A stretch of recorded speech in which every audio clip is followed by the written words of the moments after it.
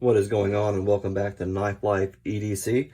I got a new knife here I'm pretty excited about. Obviously you can see what it is. It's the Hogue, but they did a team up with Sig and they made a knife, which I found out recently, and I thought it was awesome because I like Sig and I like firearms, so I thought that was pretty cool.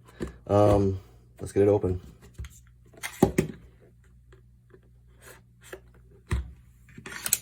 This is the Spartan a la la, just in case anybody was wondering.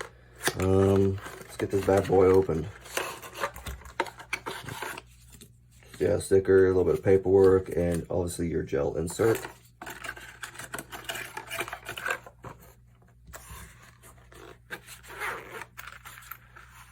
This is the Hogue Sig Sauer K320, but it is also the classic, and it's also AXG, I think is what I said also. The reason it's classic, it's got the walnut wood inserts, which is kind of what sold me on it.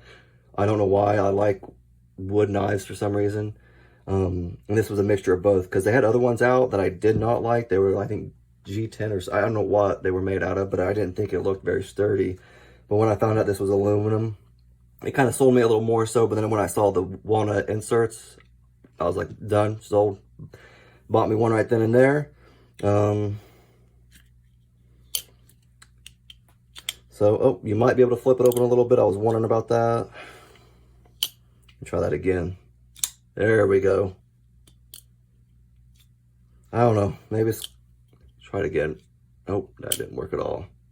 There we go. I don't know. You just kind of got to give it a good flip a little bit. I don't know about the thumb. Yeah, you can kind of get it with the thumb. Flip it open. I just probably more use it like that. Or like that. The reverse flip ain't that bad. Not real good with the front, but I'll live. It's got that bar lock. I think they call it a able lock. I think that's what they call it. It's pretty smooth though. Man. Yeah, they did that pretty well. Like this, they made that well. It's got a little bit of jimping on the actual handle, a little bit on the blade, so that's not too bad. Kind of like the way it feels. It doesn't feel like you're going to slip on it or anything. And then you also have this little nudge right there where you can get your finger right there if you want to get a good grip on it. I do kind of like that. It's got like a little protector or something like that on there, so your finger doesn't slip up on the blade in case something happens. So that's always, I think, an added bonus, because, you know, you don't want to lose your finger or anything. What else is there? I do like the pocket clip. I kind of liked it when I saw it because it is kind of got a flag on it. Pretty cool to me. If you look right there, I like the pocket clip too. It's not got that little bill on it, so it looks like it'll go pretty smooth in the pocket. It does look like it's, if you look, like it looks like it's almost recessed a little bit in there. Kind of, a little bit, I don't know. So, I don't know, that's kind of different. But it don't look like it'd be too bad. It's recessed a little bit, so that'll probably be nice for it.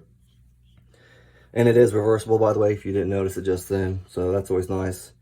But yeah, that closes really smooth.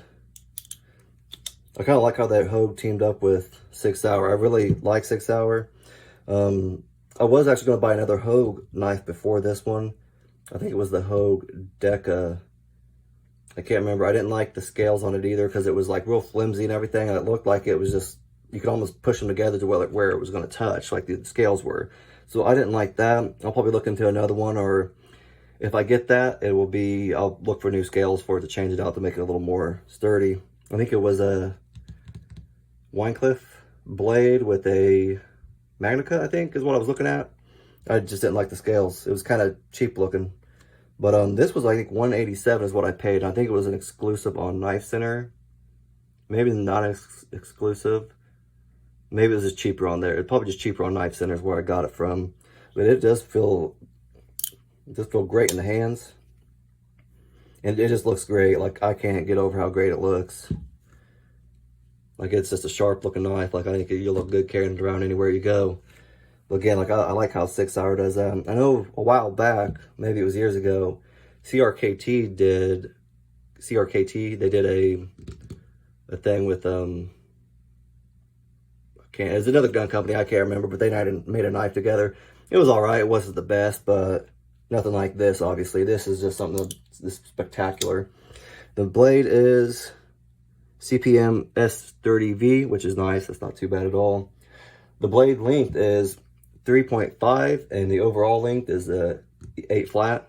So it's a pretty good knife, pretty good size and everything like that. If you got bigger hands, you're going to be good to go. And like my small hands, they fit. I guess it's not hard to make it fit, but I feel like it is a bigger blade. It's also heavier. It's almost like the Kaiser. That's what it kind of reminds me of. But it's probably a tad heavier, it feels like. I don't know for sure. I'll have to get me a scale and start weighing my knives. It's kind of know what they are. But it feels good. This will be one that definitely stays in my collection. Like it's smooth. It feels good. It feels good in the hand. I'll just do it like that, a little easier. It just feels great in your hand, so I would suggest picking it up. Not bad for $187. It's kind of pricey, but with the knife prices out there, you can do a lot worse with a lot higher price. Like they're kind of crazy how high they can get, I've learned. But this ain't too bad, especially if you like the walnut inserts. They did have a Tonto blade style. This is drop point. Yeah, this is a drop point blade. But they had a Tonto, which I like Tonto blades, but I was like, I better switch it up a little bit. I got too many Tontos, and this will be a good way to switch it up a little bit. But I'll be giving this one a overview and review, and be looking out for that video. Y'all have a good day.